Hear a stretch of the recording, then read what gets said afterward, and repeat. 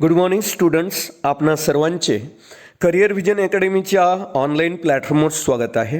आज आपण आगामी राज्यसेवा मुख्य परीक्षा तसेच आगामी महाराष्ट्र राजपत्रित संयुक्त मुख्य परीक्षा गट ब व गट क या अनुषंगाने अभ्यासक्रमातील एक महत्त्वाचा घटक अभ्यासणार आहोत आणि तो म्हणजे पर्यावरण हा होय.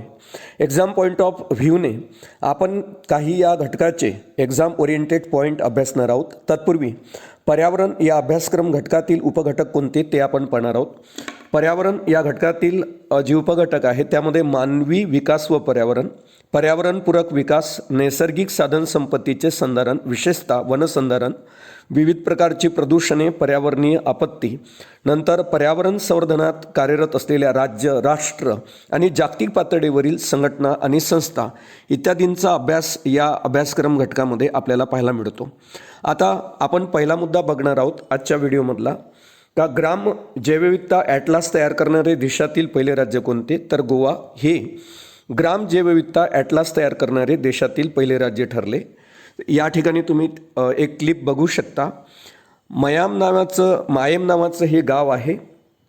गोव्याचे जे मुख्यमंत्री आहे प्रमोद कुमार सावंत यांनी मायम बायोडायव्हर्सिटी ॲटलास रिलीज केलेला आपल्याला पाहायला मिळतो. मायम या गावाच्या जैवविविधता ॲटलासचं अनावरण ऑगस्ट 2023 करण्यात आलेले आहे आणि हा ॲटलास मायम गावाचा 12व्या शतकातील सामाजिक आणि सांस्कृतिक इतिहासाची साक्ष देताना आपल्याला दिसतो.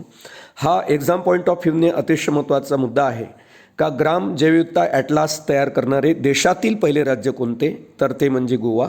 आणि जैवविविधता कायदा या संदर्भात तुम्ही लक्षात ठेवा, बायोडायव्हर्सिटी ॲक्ट हा 2002चा आहे आणि गोव्याचे मुख्यमंत्री प्रमोद कुमार सावंत यांनी मायम या गावाच्या जैवविविधता ॲटलासचे अनावरण ऑगस्ट 2023 केले आणि हा ॲटलास मायम गावाचा 12व्या शतकातील सामाजिक आणि सांस्कृतिक इतिहासाची साक्ष देताना आपल्याला दिसतो. पुढं आपण एक महत्त्वाचा अभ्यास घटक अभ्यासणार आहोत जो राज्यसेवा मुख्य परीक्षा तसेच आगामी महाराष्ट्र राजपत्रित संयुक्त मुख्य परीक्षा गट ब व गट क अनुषंगाने महत्त्वाचा आहे, तो म्हणजे पर्यावरण संरक्षण कायदा 1986. आता हा जो पर्यावरण संरक्षण कायदा आहे 1986चा, या कायद्याची अंमलबजावणी 19 नोव्हेंबर 1986 रोजी करण्यात आली. आता हाच दिवस निवडण्यामागचं कारण काय, तर या कायद्याची अंमलबजावणी स्वर्गीय इंदिरा गांधी यांच्या जन्मदिवसापासून करण्यात आलेली आपल्याला पाहायला मिळते. आणि इंदिरा गांधीजी यांचा जो जन्मदिवस होता तो 19 नोव्हेंबर 1917.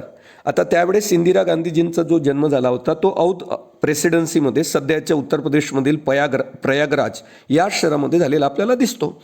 आता या पर्यावरण संरक्षण कायदा 1986च्या संदर्भात काही या कायद्याचे उद्देश आहेत ते आपल्याला लक्षात घेणं महत्त्वाचं ठरते. तर या ठिकाणी या कायद्याचा जो पहिला उद्देश आहे तो म्हणजे 1972च्या संयुक्त राष्ट्राच्या स्टॉकहोम परिषदेत घेतलेले जे काही निर्णय आहे त्या निर्णयाची अंमलबजावणी करणे, हा पर्यावरण संरक्षण कायदा 1986चा उद्देश असलेला आपल्याला दिसतो. दुसरी गोष्ट की याच कायद्याच्या अंतर्गत ज्या काही स्थापन झालेल्या विधिनियामक संस्था आहे त्यांच्या क्रियाकल्पांमध्ये समन्वय करणे, कोऑर्डिनेशन करणे, ज्या संस्था या कायद्याच्या अंतर्गत स्थापन झालेल्या आहेत त्यांच्यामध्ये समन्वय प्रस्थापित करण्याचं काम देखील हा कायदा करताना आपल्याला दिसतो. हा या कायद्याचा दुसरा उद्देश आहे. आता या कायद्याचा आपण तिसरा उद्देश बघणार आहोत. मानवी पर्यावरण सुरक्षा आणि आरोग्य धोक्यात आणणाऱ्या जे काही लोक असतील किंवा ज्या काही संस्था असतील ज्या मानवी पर्यावरण सोबतच सुरक्षा आणि आरोग्य धोक्यात आणणाऱ्या ज्या काही संस्था असतील, जे काही व्यक्ती असतील यांना दंडनीय शिक्षेची तरतूद करणे, हा देखील या कायद्याचा आपल्याला उद्देश बघायला मिळतो. आणि चौथा उद्देश या कायद्याचा आहे का पर्यावरण संरक्षणावरील सर्वसामान्य कायदा तयार करणे, हा देखील उद्देश या कायद्याचा आपल्याला पाहायला मिळतो. आता या संदर्भात काही तरतुदी आणखी आहेत त्या तुम्ही आवर्जून लक्षात ठेवा. पर्यावरण संरक्षण अधिनियमाच्या या कायद्यातील म्हणजे 1986च्या कायद्यातील कलम 15मध्ये तरतूद, नियम, आदेश यांचं उल्लंघन जर केलं असेल, कलम 15मध्ये ज्या तरतुदी आहे, जे नियम आहे आणि आदेश आहे यांचं उल्लंघन केल्यास 5 वर्षापर्यंतचा कारावास किंवा 1 लाख रुपयापर्यंतचा दंड किंवा दोन्ही अशी शिक्षेची तरतूद करण्यात आलेली आहे कलम 15मध्ये. आणि यानुसार या ठिकाणी 5 वर्षाचा कारावास आणि 1 लाख रुपयाचा दंड या कायद्यानुसार होताना आपल्याला दिसतो. दुसरी गोष्ट की उल्लंघनीय कृती, अपराध सिद्ध झाल्यानंतर सुरू राहिल्यास, म्हणजे सांगण्याचं तात्पर्य जर व्यक्ती अगोदर अपराध करून सुटला असेल आणि परत त्यानं पर्यावरणीय जे कलम आहे पर्यावरणीय कायद्याची, पर्यावरण संरक्षण कायदा 1986 मधली जे कलम आहे 15 यामधील तरतुदी नियमांचं जर तो वारंवार उल्लंघन करत असेल तर त्याला दर दिवसाला आपण पाहतो का 5,000 रुपयेपर्यंत दंड आकारला जाईल. म्हणजे सराईत गुन्हेगार असेल या संदर्भातला तर त्याला दर दिवसाला 5,000 रुपये दंड आकारला जाईल जर तो या कृती वारंवार उल्लंघनाच्या कृती करत असेल. कलम 15मध्ये जे काही तरतुदी आहे, ज्या काही नियम आहेत, जे काही आदेश आहे यांचं जर तो वारंवार उल्लंघन करत असेल तर त्याला 5,000 रुपयापर्यंतचा दंड आपल्याला पाहायला मिळतो. त्यानंतर असे उल्लंघन अपराध सिद्ध झाल्यापासून 1 वर्षाच्या कालावधीनंतरही असंच त्याचं सुरू राहिलं, परत एक वर्षानंतर परत त्यानं असे गुन्हे सुरू ठेवले तर त्याला 7 वर्षापर्यंतची कारावासाची शिक्षा पाहायला मिळते. अगोदर त्याला 5,000 रुपये दंड होता दर दिवसाला आणि तरी देखील तो पर्यावरणीय जे उल्लंघन आहे, कलम 15मध्ये ज्या गोष्टी येतात, जे नियम येतात, ज्या तरतुदी येतात, याचं जर तो वारंवार उल्लंघन करत असेल तर त्याला 7 वर्षापर्यंत कारावासाची शिक्षा आहे. जर तो अशी कृती 1 वर्षाच्या कालावधीनंतरही जर त्याची सुरू राहत असेल तर त्याला 7 वर्षापर्यंतच्या कारावासाची शिक्षा दिली जाते.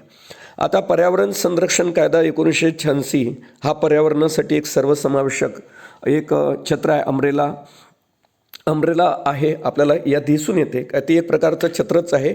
सर्व पर्यावरण विषयक कायद्यांचा एक मुख्य कायदा म्हणून या कायद्याकडे पाहिलं जाते, कारण यानं जवळपास 6-7 कायदे अंडरटेकिंगमध्ये येतात पर्यावरण संरक्षण कायद्याच्या अंतर्गत. म्हणून तो एक छत्रस्वरूप कायदा असलेला आपल्याला पाहायला मिळतो, पर्यावरण संरक्षण कायदा 1986चा. आता पर्यावरण संरक्षण कायदा हा 1972च्या ज्या स्टॉकहोम परिषदेमध्ये जे घेण्यात आलेले जे काही निर्णय होते त्या निर्णयाच्या अंमलबजावणीसाठीच अस्तित्वात आलेला आपल्याला पाहायला मिळतो भारतामध्ये. तर स्टॉकहोम परिषदेमध्ये जे काही घेतलेले निर्णय होते त्याच्या अंमलबजावणीसाठीच भारत सरकारने पर्यावरण संरक्षण कायदा 1986मध्ये केलेला आपल्याला पाहायला मिळतो. पर्यावरण संरक्षण अधिनियम हा केवळ एक कायदा आहे, ज्याला आपण जनरल लेजिस्लेशन म्हणतो. मानवी आरोग्य, त्याच्यानंतर सुरक्षितता व पर्यावरण धोक्यात आणणाऱ्यांकरिता या अधिनियमात कठोर तरतुदी आहेत, जे आपण कलम 15मध्ये या कायद्याच्या पाहिल्या. आता आपण काही थोडक्यात मुद्दे पाहणार आहोत आणि त्यानंतर डिटेल्समध्ये आणखी पुन्हा 1-2 मुद्दे पाहणार आहोत. जलप्रदूषण प्रतिबंध नियम कायदा लक्षात ठेवा 1974चा आहे. या जलप्रदूषण प्रतिबंध व नियंत्रण कायद्यामध्ये पहिली जी दुरुस्ती झाली, पहिली जी अमेंडमेंट झाली ती 1988मध्ये आणि शेवटची जी सुधारणा झाली ते 2003मध्ये झालेली आपल्याला पाहायला मिळते. त्यानंतर दुसरा मुद्दा आपण हवा प्रदूषणाच्या संदर्भात बघणार आहोत. हवा प्रदूषण प्रतिबंध नियंत्रण कायदा हा 1981चा आहे आणि हवा प्रदूषण प्रतिबंध नियंत्रण कायदा 1981 हा संपूर्ण भारतामध्ये 29 मार्च 1981 रोजी लागू करण्यात आला. ही तारीख तुम्ही आवर्जून लक्षात ठेवू शकता की हवा प्रदूषण प्रतिबंध नियंत्रण कायदा केव्हाचा ते 1981. विशेष करून असे जे कायदे असतात हे जोड्या लावण्यामध्ये विचारतात का हवा प्रदूषण प्रतिबंध नियंत्रण कायदा कधीचा. या अगोदरही देखील राज्यसेवेच्या मुख्य परीक्षेमध्ये अशा प्रकारचे प्रश्न आलेले आहेत. तर कंबाईन मेन्समध्ये देखील अशाच प्रकारचे प्रश्न येण्याचे चान्सेस जास्त आहेत. त्यामुळं विद्यार्थ्यांनी जलप्रदूषण नियंत्रण कायदा लक्षात ठेवा की 1974चा आहे. पहिली दुरुस्ती जलप्रदूषण कायद्यामध्ये 88मध्ये झाली आहे व शेवटची दुरुस्ती 2003मध्ये. त्यानंतर आपण हवा प्रदूषण प्रतिबंध नियंत्रण कायदा पाहिला, तो 1981चा आहे, जो भारतात 29 मार्च 1981मध्ये लागू झालेला आपल्याला पाहायला मिळतो. त्यानंतर पर्यावरण स्नेही खूपट्टी योजना आहे, विशेषतः कांदळवनाशी संबंधित, तर ही 1981ची असलेली आपल्याला पाहायला मिळते. पर्यावरण स्नेही खूपट्टी योजना 1991ची आहे.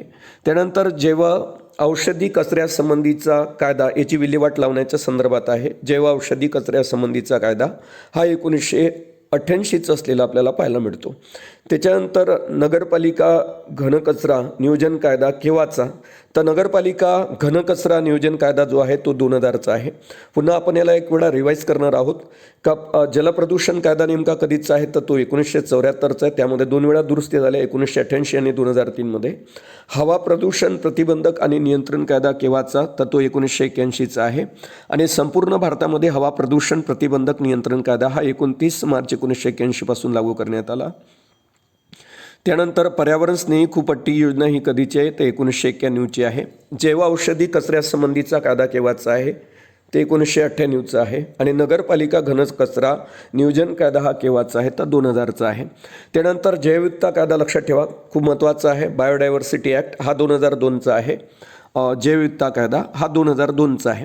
त्यानंतर ई कचरा व्यवस्थापन व हाताळणी नियम 2011चा आहे. हा देखील एक महत्त्वाचा मुद्दा आहे का ई कचरा व्यवस्थापन व हाताळणी नियम कधीचा, तर 2011. त्यानंतर ध्वनी प्रदूषण नियमन आणि नियंत्रण नियम कधीचे आहे, तर ध्वनी प्रदूषणाच्या संदर्भात नियम आणि नियंत्रण नियम हे 2000चे आहे. या संदर्भात ही गोष्ट म्हणजे आगामी स्पर्धा परीक्षेच्या दृष्टिकोनातून आवर्जून लक्षात ठेवा का ध्वनी प्रदूषण नियम आणि नियंत्रण नियमन हे कधीचा कायदा आहे या संदर्भातला, तर तो 2000चा असलेला आपल्याला पाहायला मिळतो, जो ध्वनीचे नियमन आणि नियंत्रण करतो.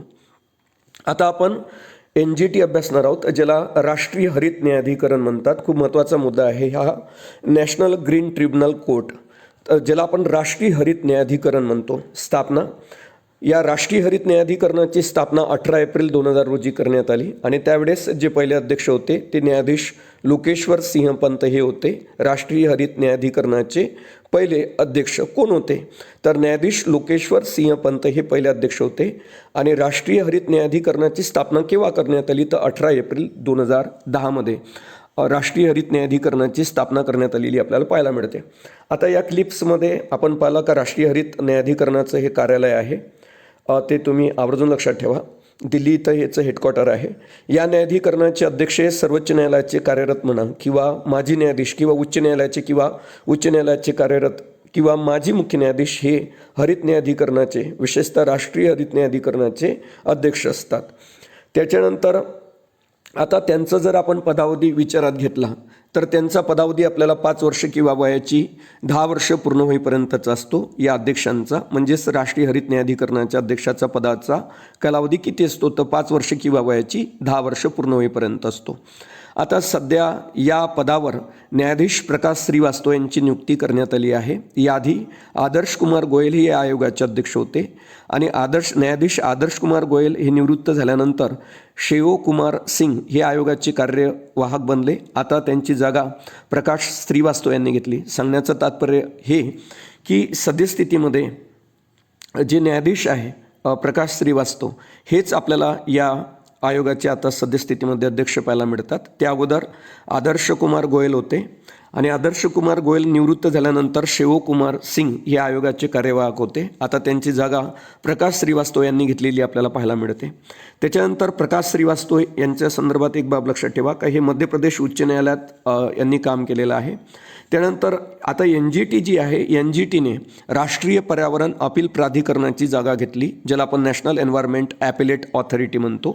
हाही प्रश्न तुम्हाला येऊ शकतो का राष्ट्रीय हरित न्यायाधिकरणाने कोणाची जागा घेतली, तर राष्ट्रीय पर्यावरण अपील प्राधिकरण, ज्याला आपण नॅशनल एन्व्हायरमेंट ॲपिलेट ऑथॉरिटी असं म्हणतो.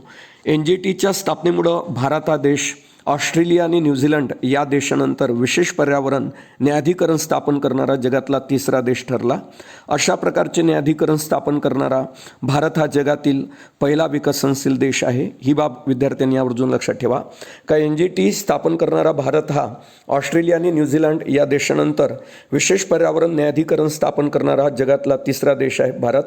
आणि अशा प्रकारचं न्यायाधिकरण विशेषतः पर्यावरणाच्या संदर्भात असं न्यायाधिकरण स्थापन करणारा भारत हा जगातील पहिला विकसनशील देश असलेला आपल्याला पाहायला मिळतो. दुसरी NGTच्या संदर्भात एक बाब लक्षात ठेवा का NGTचं जे प्रमुख खंडपीठ आहे ते आपल्याला दिल्लीमध्ये पाहायला मिळते.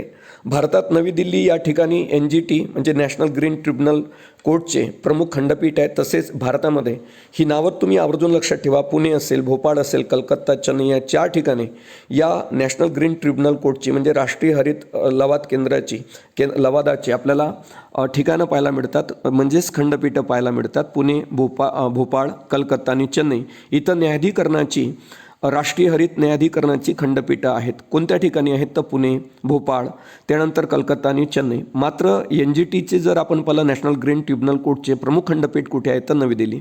आता NGTकडे तुम्हाला अर्ज किंवा अपील दाखल केल्यापासून जवळपास 6 महिन्याच्या आत तो निकाली काढणे बंधनकारक असते. NGTकडे अपील जर दाखल झाली तर ती 6 महिन्याच्या आत निकाली काढणे बंधनकारक असते. आणि NGTच्या निर्णयाला जर तुम्हाला चॅलेंज करायचं असेल तर 90 दिवसाच्या तुम्ही सर्वोच्च न्यायालयात या नॅशनल ग्रीन ट्रिब्युनल कोर्टच्या विरुद्ध जाऊ शकता, म्हणजे अपील दाखल करू शकता. यांनी दिलेल्या निर्णयाच्या विरुद्ध या NGTनं दिलेल्या निर्णयाला तुम्ही 90 दिवसाच्या आत सर्वोच्च न्यायालयामध्ये आव्हान देऊ शकता. आता थोडक्यात आपण रचना बघणार आहोत या NGTची. न्यायाधिकरणामध्ये अध्यक्ष, न्यायिक सदस्य आणि तज्ज्ञ सदस्यांचा समावेश असतो. या व्यतिरिक्त या न्यायाधिकरणामध्ये किमान 10 आणि जास्तीत जास्त 20 पूर्ण वेळ न्यायिक सदस्य आणि तज्ज्ञ सदस्य असावेत, असा एक नियम आहे. का न्यायाधिकरणामध्ये किमान कमीत कमी 10 आणि जास्तीत जास्त 20 पूर्ण वेळ न्यायिक सदस्य आणि तज्ज्ञ असणं गरजेचं आहे. त्यानंतर ते 5 वर्षाच्या कालावधीसाठी पदावर राहतात आणि पुनर्नियुक्तीसाठी हे सदस्य पात्र नसतात. ही बाब विद्यार्थ्यांनी लक्षात ठेवावी. आणि भारताचे सरन्यायाधीश यांच्याशी सल्लामसलत करून केंद्र सरकार NGTच्या अध्यक्षाची नियुक्ती करते. न्यायिक सदस्य आणि तज्ज्ञ सदस्यांची नियुक्ती करण्यासाठी केंद्र सरकारद्वारे एक निवड समिती स्थापन केल्या जाते. आता आपण पाहणार आहोत का NGTचे अधिकार क्षेत्र कोणते. तर NGTच्या अधिकार क्षेत्रामध्ये पर्यावरण संरक्षण, जंगले आणि इतर नैसर्गिक संसाधनांच्या संवर्धनाशी संबंधित प्रकरणांचा प्रभावी आणि जलद निपटारा करणे ही अधिकार क्षेत्र NGTचं आहे. ही बाब लक्षात ठेवा. का पर्यावरण संरक्षण असेल आणि जंगले, इतर नैसर्गिक संसाधनाच्या संवर्धनाशी संबंधित प्रकरणांचा प्रभावी आणि जलद निपटारा करणे 6 महिन्याच्या आतमध्ये.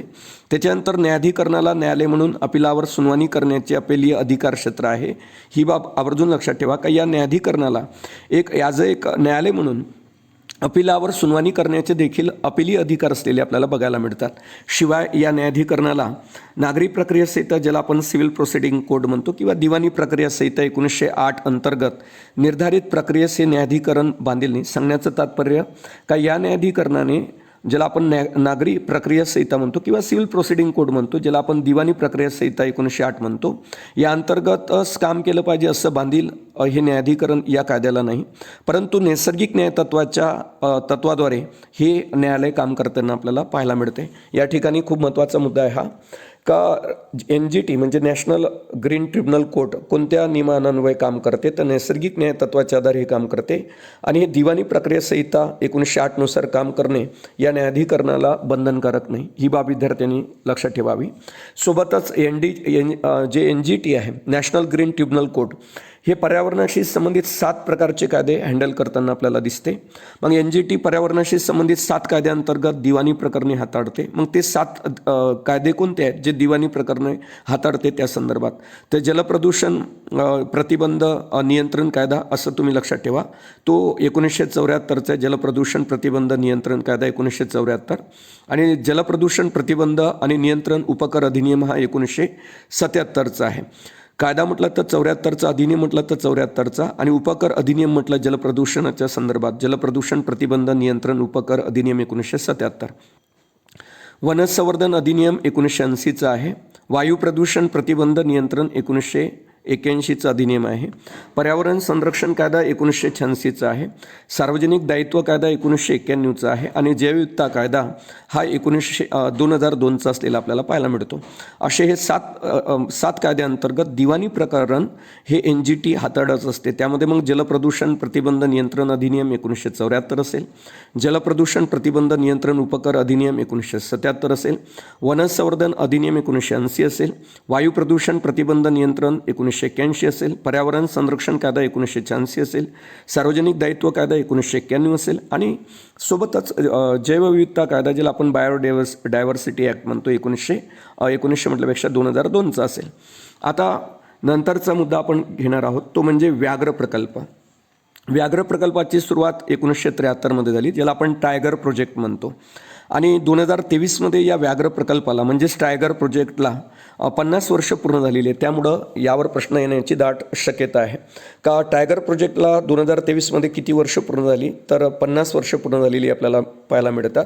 व्याघ्र प्रकल्पाची सुरुवात माजी जे पंतप्रधान होत्या इंदिरा गांधी यांच्या प्रयत्नामुळे झाली, कारण त्यांना जास्त प्रेम होतं वाघावर. त्यामुळे त्यांनी टायगरला वाचवण्यासाठी व्याघ्र प्रकल्प सुरू केलेला आपल्याला पाहायला मिळतो. ही बाब लक्षात ठेवा.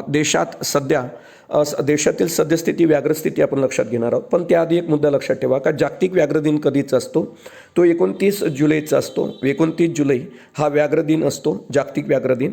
या ठिकाणी तुम्ही एक क्लिप बघू शकता, एक इमेज, ज्यामध्ये बरंच काही मुद्दे देण्यात आलेले आहे. का सर्वात जास्त वाघांची जी संख्या आहे तर सर्वात जास्त वाघांची संख्या आपल्याला मध्य प्रदेश राज्यात पाहायला मिळते आणि 2018मध्ये मध्य प्रदेशमध्ये 526 वाघ होते. सद्यस्थितीमध्ये म्हणजे 2022च्या व्याघ्रगणनेनुसार 785 वाघ आपल्याला मध्य प्रदेशमध्ये पाहायला मिळतात आणि भारतात सर्वात जास्त वाघ हे मध्य प्रदेश राज्यातच आहे. सद्यस्थितीमध्ये 785 वाघ मध्य प्रदेशमध्ये आहे. दुसऱ्या क्रमांकावर कर्नाटक राज्याचा क्रमांक लागतो. कर्नाटकमध्ये 524 वाघ आहेत 2018नुसार आणि 2022च्या व्याघ्रगणनेनुसार 563 वाघ आपल्याला कर्नाटक राज्यात पाहायला मिळतात. त्यानंतर उत्तराखंडचा वाघांच्या संख्येमध्ये तिसरा क्रमांक लागतो. 2018च्या व्याघ्रगणनेनुसार 442 वाघ उत्तराखंड राज्यामध्ये होते, पण सद्यस्थितीमध्ये आपण पाहिलं तर उत्तराखंड राज्यामध्ये 560 वाघ आहेत. चौथ्या क्रमांकावर महाराष्ट्राचा क्रमांक लागतो वाघांच्या संख्येमध्ये. 2018मध्ये महाराष्ट्रामध्ये 312 वाघ होते आणि 2022च्या व्याघ्रगणनेनुसार महाराष्ट्रामध्ये 444 वाघ आहेत. किंवा तुम्हाला असाही प्रश्न विचारला जाऊ शकतो, सद्यस्थितीमध्ये महाराष्ट्रामध्ये वाघांची संख्या किती, तर 444 आहे. अगोदर ती 312 होती. आणि 5व्या क्रमांकावर तामिळनाडू राज्य आहे. तामिळनाडू राज्यामध्ये 2018च्या व्याघ्रगणनेनुसार 264 वाघ होते. सद्यस्थितीमध्ये 306. जगातील जवळपास 75% वाघ महाराष्ट्रात म्हणतो आपल्या देशामध्ये आढळतात, जवळपास 75. त्या संदर्भातले मुद्दे आपण पुढं घेणार आहोत. तर या बाबी तुम्ही आवर्जून लक्षात ठेवा, कारण टायगर प्रोजेक्टला 2023मध्ये 50 वर्ष पूर्ण होत आहेत. त्यानिमित्ताने आपण हा पॉईंट या ठिकाणी चर्चेसाठी घेतलेला आहे. 29 जुलै या जागतिक दिनानिमित्त केंद्रीय पर्यावरण, वन आणि हवामान बदल मंत्रालयानं प्रसिद्ध केलेल्या अहवालानुसार भारतातील व्याघ्र संख्या 2018मध्ये 2,967 वरून 6.1% दराने वाढून 2022मध्ये 3,167 तर सरासरी 3,682 इतके वाघ आपल्या भारतामध्ये आहे. मग ह्या वाढ कशी झाली, तर 2018मध्ये ते 2,967 वाघ होते, त्याच्यामध्ये वार्षिक 6.1% वाढ झाली आणि 2022मध्ये 3,167 वाघ आपल्या देशामध्ये आहे. सरासरी ते 3,682 इतके आहेत. ही बाब लक्षात ठेवा. आणि जागतिक व्याघ्र संख्येमध्ये जवळपास 75% वाघ भारतात आहे. हा अतिशय महत्त्वाचा मुद्दा आहे का किती टक्के व्याघ्र संख्या किंवा वाघांची संख्या किती टक्के जगातील आपल्या भारतात आहे, तर 75%. देशामध्ये सर्वात जास्त वाघ आपण बघितले मध्य प्रदेश राज्यात आहे. तर सर्वात अधिक वाघ असणारा व्याघ्र प्रकल्प म्हणजे उत्तराखंड राज्यातील जिम कॉर्बेट हा होय. हा व्याघ्र प्रकल्पामध्ये जिम कॉर्बेट या व्याघ्र प्रकल्पामध्ये एकूण 260 वाघ असलेले आपल्याला पाहायला मिळतात. त्यामुळं 260 वाघ असलेला एकमेव व्याघ्र प्रकल्प आहे भारतातील आणि तो म्हणजे जिम कॉर्बेट. आणि हा उत्तराखंड राज्यातील व्याघ्र प्रकल्प आहे जिम कॉर्बेट. महाराष्ट्रामध्ये सध्या 444 वाघ असून महाराष्ट्रात सर्वात अधिक वाघ असणारा व्याघ्र प्रकल्प म्हणजे ताडोबा अंधारी हा होय. ही देखील बाब विद्यार्थ्यांनी लक्षात ठेवावी. त्यानंतर आपण पुढचा मुद्दा घेणार आहोत. काही शॉर्ट मुद्दे या ठिकाणी देण्यात आलेले आहे. वन्यजीव संरक्षण कायदा कधीचा, याला 50 वर्ष पूर्ण झाले 2022मध्ये. वन्यजीव संरक्षण कायदा हा 1972चा आहे आणि या वन्यजीव संरक्षण कायदा 1972ची जी अंमलबजावणी झाली ती 9 सप्टेंबर 1972 रोजी हा कायदा अंमलात आला. या कायद्याला 2022मध्ये 50 वर्ष पूर्ण झालेली आहे. ही बाब लक्षात ठेवा, कारण यावर अनेक वेळा प्रश्न विचारण्यात आला का वन्यजीव संरक्षण कायदा कधीचा, ते 1972. हा कोणत्या रोजी अंमलात आला, तर 9 सप्टेंबर 1972 रोजी. आणि या कायद्याला अलीकडे 50 वर्ष पूर्ण झालेली आपल्याला पाहायला मिळतात. त्याच्यानंतर आणखी महत्त्वाचा मुद्दा, काही महत्त्वाचे मुद्देच आहे पूर्ण, जे तुम्हाला आगामी राज्यसेवा मुख्य परीक्षेमध्ये आणि कंबाईन मेन्समध्ये उपयोगी पडतील. घातक कचरा हाताळणी आणि व्यवस्थापन नियम कधीचा, तर घातक कचरा हाताळणी व व्यवस्थापन नियम हा 1989चा आहे. हा नियम 28 जुलै 1989 रोजी अधिसूचित करण्यात आला होता. ही बाब विद्यार्थ्यांनी लक्षात ठेवावी. अतिशय महत्त्वाचा हा मुद्दा आहे का घातक कचरा हाताळणी आणि व्यवस्थापन नियम कधीचा, तर घातक कचरा हाताळणी व्यवस्थापन नियम हा 1989चा आहे आणि हा नियम 28 जुलै 1989 रोजी अधिसूचित करण्यात आला होता. त्यानंतर पुढचा मुद्दा अल्फा, बीटा, गॅमा विविधता हे जैवविविधता मोजण्याचे भौगोलिक प्रमाण आहे. ही बाब विद्यार्थ्यांनी लक्षात ठेवावी का जैवविविधता मोजण्याचे भौगोलिक प्रमाण कोणते, तर अल्फा, बीटा, गॅमा विविधता हे जैवविविधता मोजण्याचे भौगोलिक प्रमाण असलेले आपल्याला पाहायला मिळतात. त्यानंतरचा मुद्दा आपण पाहणार आहोत. भारतीय वन सर्वेक्षण विभागाची स्थापना कोणत्या रोजी करण्यात आली होती, तर इंडियन फॉरेस्ट जे सर्वे डिपार्टमेंट आहे त्याची स्थापना आपल्याला 1 जून 1981मध्ये झालेली पाहायला मिळते. मग भारतीय वन सर्वेक्षण विभागाची स्थापना कोणत्या रोजी करण्यात आली होती? तर 1 जून 1981 रोजी भारतीय वन संरक्षण विभागाची स्थापना करण्यात आलेली आहे. त्यानंतर जैवविविधता कायदा, जो अगोदर मी तुम्हाला सांगितला का जैवविविधता कायदा हा 2002चा असून त्याची अंमलबजावणी 5 फेब्रुवारी 2003 या रोजी करण्यात आली होती. हा अतिशय महत्त्वाचा मुद्दा आहे का जैवविविधता कायदा हा कोणत्या वर्षीचा आहे? तर 2002चा. त्याची अंमलबजावणी कोणत्या रोजी करण्यात आली? तर या कायद्याची अंमलबजावणी 5 फेब्रुवारी 2003 रोजी करण्यात आलेली आपल्याला पाहायला मिळते. या कायद्याअंतर्गत गुन्ह्यासाठी म्हणजे जैवविविधता कायद्याअंतर्गत गुन्ह्यासाठी 3 वर्षापर्यंत कारावास आणि 5 लाख रुपयापर्यंतचा द्रव्यदंड होऊ शकतो.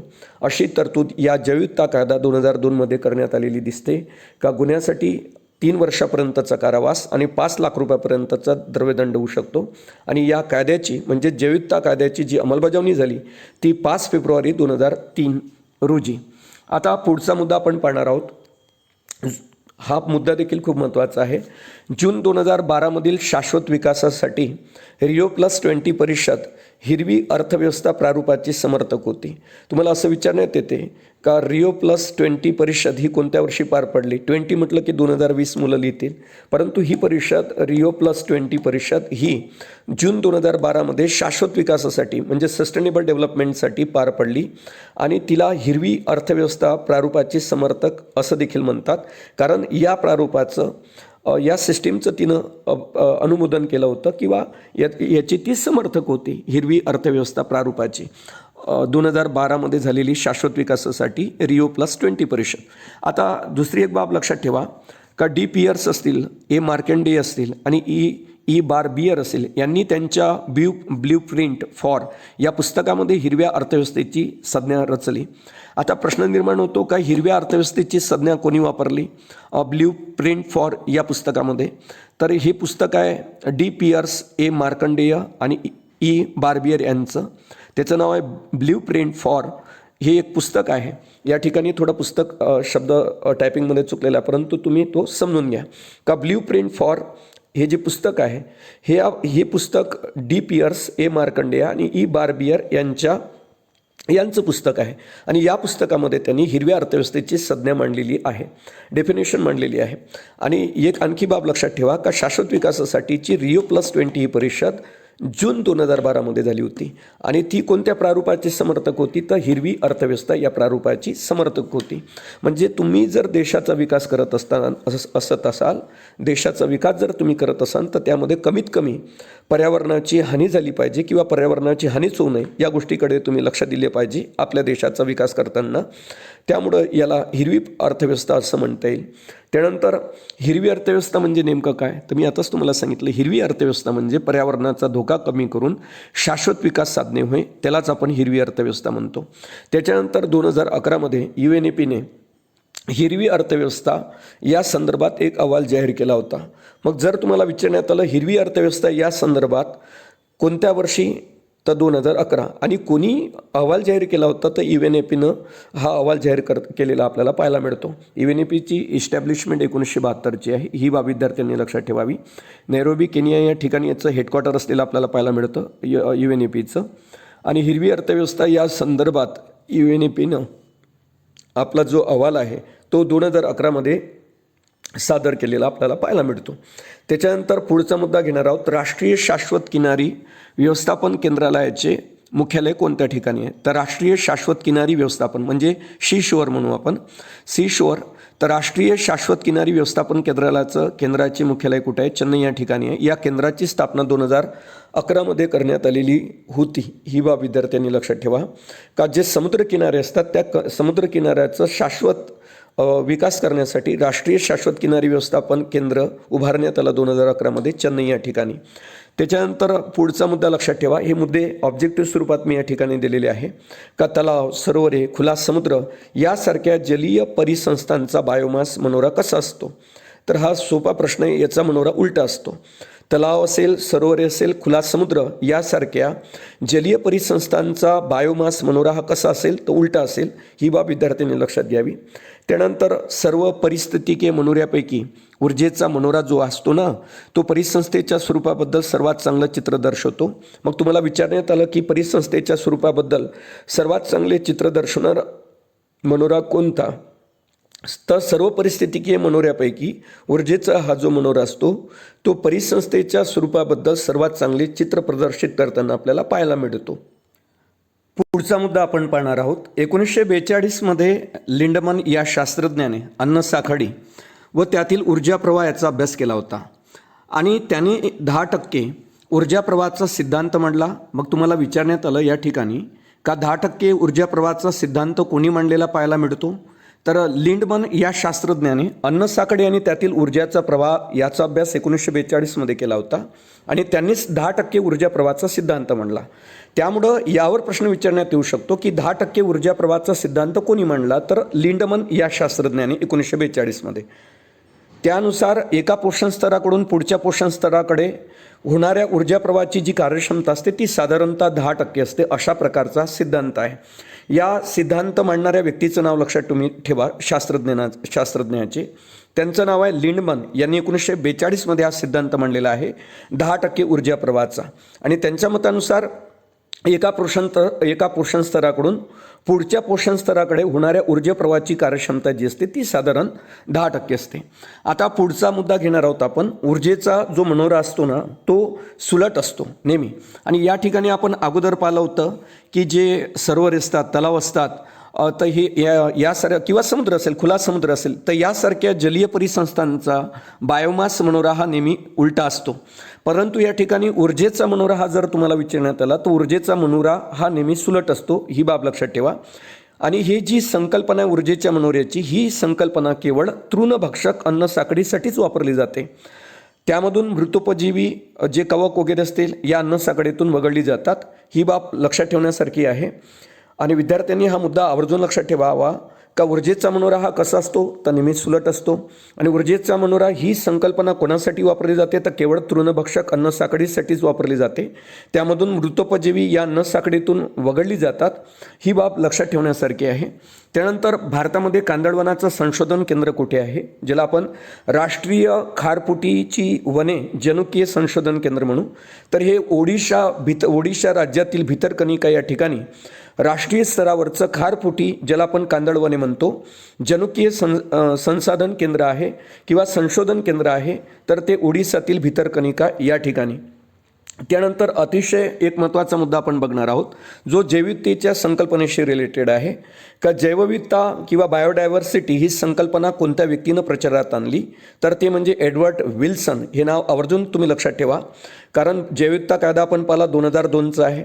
मग जैवविविधता ही संकल्पना कोणी प्रचारात आणली तर एडवर्ड विल्सन यांनी जैवविविधता ही संकल्पना प्रचारात आणलेली आपल्याला पाहायला मिळते. त्यानंतर आणखी एक संकल्पना आहे ज्याला आपण जैवविविधता संवेदनशील क्षेत्र म्हणू. तर ती संकल्पना आपल्याला नॉर्मन मायर्स यांनी वापरलेली किंवा पाहायला मिळते. तर जैवविविधता संवेदनशील क्षेत्र ज्याला बायोडायव्हर्सिटी हॉटस्पॉट आपण म्हणतो. तर बायोडायव्हर्सिटी हॉटस्पॉट ही संकल्पना 1988मध्ये नॉर्मन मायर्स यांनी मांडली होती. हा मुद्दा खूप महत्त्वाचा आहे, हे विद्यार्थ्यांनी लक्षात घ्यावं. का बायोडायव्हर्सिटी हॉटस्पॉट ही संकल्पना कोणाची तर 1988मध्ये नॉर्मन मायर्स यांनी जैवविविधता संवेदनशील क्षेत्र ज्याला आपण बायोडायव्हर्सिटी हॉटस्पॉट म्हणतो ही संकल्पना त्यांनी मांडली. आणि 1989 पासून कॉन्झर्वेशन इंटरनॅशनलद्वारे ही संज्ञा वापरात आणल्या गेली. मात्र संकल्पनेचे जे जनक आहे ते नॉर्मन मायर्सच आहे. ही बाब लक्षात असू द्या का त्यांनी बायोडायव्हर्सिटी हॉटस्पॉट ही संकल्पना मांडली 1988मध्ये. त्यानंतर मग कॉन्झर्वेशन इंटरनॅशनल असेल तर त्याद्वारे ही संज्ञा वापरात आणल्या गेली. 1876मध्ये AR वॉलेस असेल यांनी जगाचे त्या क्षेत्रात आढळणाऱ्या सजीव प्रजातीनुसार 6 जैविक क्षेत्रामध्ये बायोटिक रिअलम्समध्ये विभाजन केलेलं आपल्याला पाहायला मिळते. मग या ठिकाणी आणखी एक प्रश्न क्रिएट होऊ शकतो.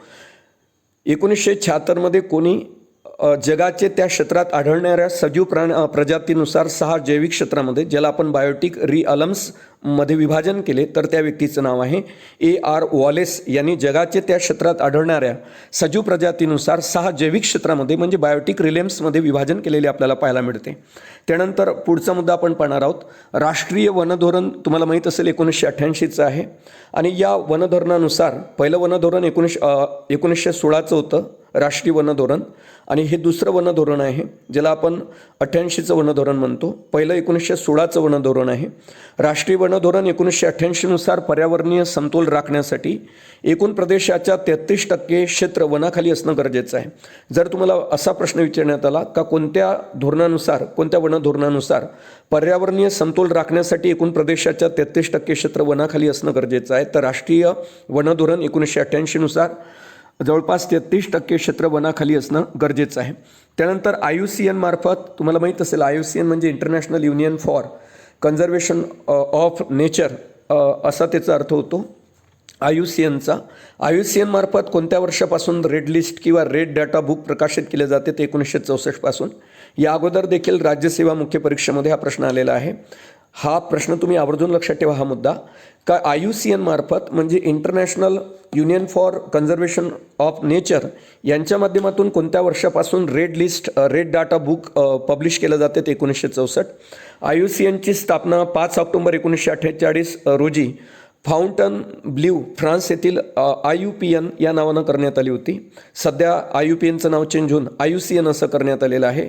IUCN मी तुम्हाला अर्थ सांगितला, IUCNचं स्टँडर्ड सांगितलं मी तुम्हाला. International union for conservation of nature असा त्याचा अर्थ होतो. आणि याचं हेडक्वार्टर जर तुम्हाला विचारण्यात आलं का IUCNचं हेडक्वार्टर कुठं आहे, तर IUCNचं हेडक्वार्टर ग्लॅड स्वित्झर्लंडला आहे. आणि आपल्या अभ्यासक्रमामध्ये आंतरराष्ट्रीय स्तरावर, राज्यस्तरावर, राष्ट्रीय स्तरावर, आंतरराष्ट्रीय स्तरावर कार्यरत असणाऱ्या, विशेषतः पर्यावरणासाठी काम करणाऱ्या संस्थांची नावं तुम्हाला विचारला जाऊ शकतात, कारण तो अभ्यासक्रमाचा घटक आहे. त्यामुळं IUCNची एस्टॅब्लिशमेंट लक्षात ठेवा 5 ऑक्टोबर 1948 आहे आणि हेडक्वार्टर ग्लॅड स्वित्झर्लंड या ठिकाणी आहे. त्यानंतर जैवविविधतेच्या क्षेत्राच्या आकारमानानुसार जैवविविधतेला वेगवेगळे नावं दिले जातात. अल्फा, बीटा, गॅमा असं त्याचं जैवविविधतेचं हे प्रमाण आहे. अल्फा, बीटा, गॅमा हे जैवविविधतेच्या क्षेत्राच्या आकारमानानुसार अल्फा, बीटा, गॅमा असे वर्गीकरण करताना आपल्याला दिसून येते. असं वर्गीकरणच केलं जाते जैवविविधते क्षेत्राच्या आकारमानानुसार अल्फा, बीटा आणि गॅमा या प्रकारामध्ये. त्याच्यानंतर कोप जी आहे 26 या शिखर परिषदेमध्ये भारतानं सन 2070पर्यंत आपलं उत्सर्जन निवड शून्यावर आणण्याचं, विशेषतः कार्बन उत्सर्जन म्हणू आपण, शून्यावर आणण्याचं आश्वासन दिलेलं आहे. हा प्रश्न तुम्हाला येऊ शकतो का कोणत्या कोपमध्ये किंवा कोणत्या परिषद, कॉन्फरन्स ऑफ पार्टीज म्हणतो आपण त्याला. कॉन्फरन्स ऑफ पार्टीज 26 नंबरची होती आणि या कॉन्फरन्स पार्टीज ऑफ 26च्या शिखर परिषदेमध्ये भारतानं एक जगाला आश्वासन दिलं का भारत हा देश 2070पर्यंत आपले उत्सर्जन म्हणजे कार्बन उत्सर्जन निवड शून्यावर आणण्याचं आश्वासन या कोप 26मध्ये आपल्याला दिलेलं पाहायला मिळते. त्याच्यानंतर तुम्हाला माहीत असेल कोप 27 जी झाली ती शर्म अल शेख या ठिकाणी झाली. UNFCCC कोप 27 परिषदेमध्ये युरोपियन युनियननं देखील एक प्रस्ताव मांडला, कार्बन बॉर्डर कर. तुम्हाला विचारला जाऊ शकतो कार्बन बॉर्डर कर हा कोणाशी रिलेटेड आहे, तर कार्बन बॉर्डर कर हा युरोपियन युनियनशी संबंधित आहे. भारताचा समावेश असलेल्या संघानं संयुक्तपणे या कार्बन बॉर्डर करला विरोध केलेला आहे. हा कार्बन बॉर्डर कर युरोपियन युनियनचा, एवढं लक्षात ठेवा, आणि भारताचा त्याला विरोध आहे. ही देखील खूप महत्त्वाची गोष्ट आहे. आणि इजिप्तमधील शर्म अल शेख या ठिकाणी कोप 27 पार पडली होती. त्याच्यानंतर कार्बन बॉर्डर करच्या संदर्भात काही बाबी तुम्ही लक्षात ठेवा का कार्बन बॉर्डर, ज्याला आपण कार्बन बॉर्डर टॅक्स हा प्रस्ताव युरोपियन युनियन हरित कराराचा भाग असून 2050पर्यंत युरोपला पहिला नेट न्यूट्रल खंड बनवण्याचा प्रयत्न करतो. कार्बन बॉर्डर कर हा युरोपियन युनियनचा हरित कराराचा भाग आहे आणि 2050पर्यंत युरोप या खंडाला नेट न्यूट्रल म्हणजे कार्बनपासून मुक्त, हरितगृह वायूपासून मुक्त, ग्रीन हाऊस इफेक्टपासून मुक्त पहिला नेट न्यूट्रल खंड बनवण्याचा प्रयत्न कार्बन बॉर्डर करच्या माध्यमातून युरोपियन युनियन करत असलेली आपल्याला पाहायला मिळते. आणि कार्बन बॉर्डर कर ही एक राष्ट्रीय कार्बन करात केलेली सुधारणा आहे. राष्ट्रीय कार्बन हे एक शुल्क असून सरकार जीवाश्म म्हणजे जे काही पेट्रोल असेल, डिझेल असेल, इंधन जाळणाऱ्या देशातील कोणतीही कंपनीवर लादते अशा प्रकारचा हा कर आहे, ज्याला भारताचा विरोध आहे.